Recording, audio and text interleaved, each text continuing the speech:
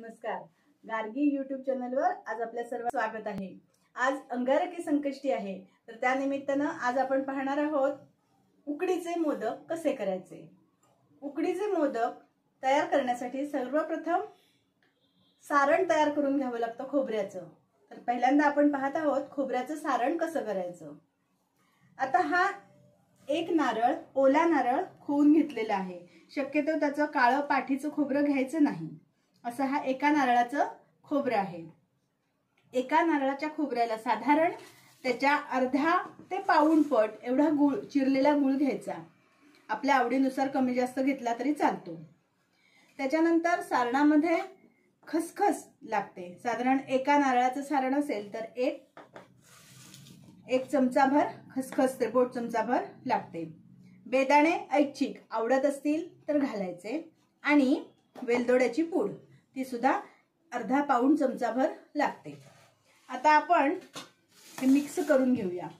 हे खोबरं पातेलीत घालून घ्यायचं।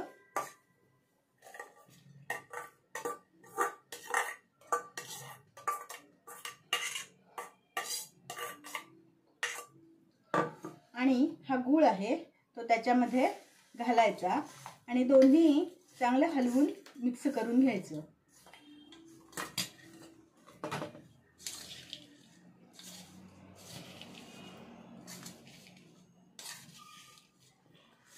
हे असं मिसळून आपण गॅसवर ठेवणार आहोत। आता हा आपण गूळ आणि खोबरं मिसळलेलं आहे ना, ते आपण गॅसवर ठेवून असं हलवतोय। थोडासा गॅस बारीक ठेवायचा, म्हणजे खोबरं असतं ना ते करपायला नको म्हणून।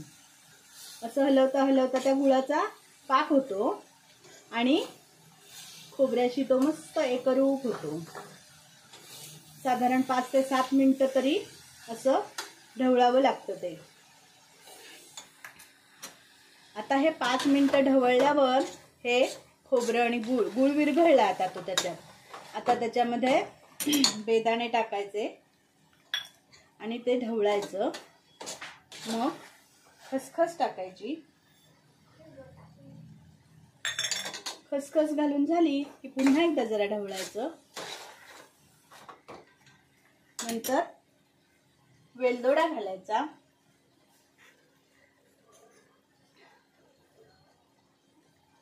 वेलदोड्याची पूड घातली आणि ढवळायचं। आणि गुळाचा पदार्थ आहे म्हणून चवी अगदी कणभर मीठ पण घालायचं असतं।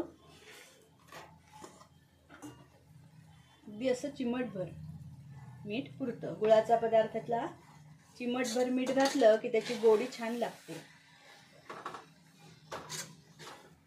हे असं 2 मिनिटं ढवळलं की आपलं सारण तयार होतं। हे जर जास्त ढवळत राहिलं, आता बघून हे ओलं वाटतंय, पण हे जर जास्त ढवळत राहिलं तर ते कडक होतं। नंतर सारण असं घट्ट होतं। त्यामुळे सारण पण मऊसर राहण्यासाठी गूळ विरघळून झाला की त्याच्यात हे सगळे बाकीचे इन्ग्रेडियंट्स घालायचे आणि 1-2 मिनिटं ढवळलं की सारण आपलं तयार झालं। हे आपलं सारण तयार झालं। आता पुढच्या भागात आपण बघणार आहोत उकड कशी करायची। मोदकांचं सारण तयार झालेलं आहे। इतपत असं ओलसर ठेवायचं।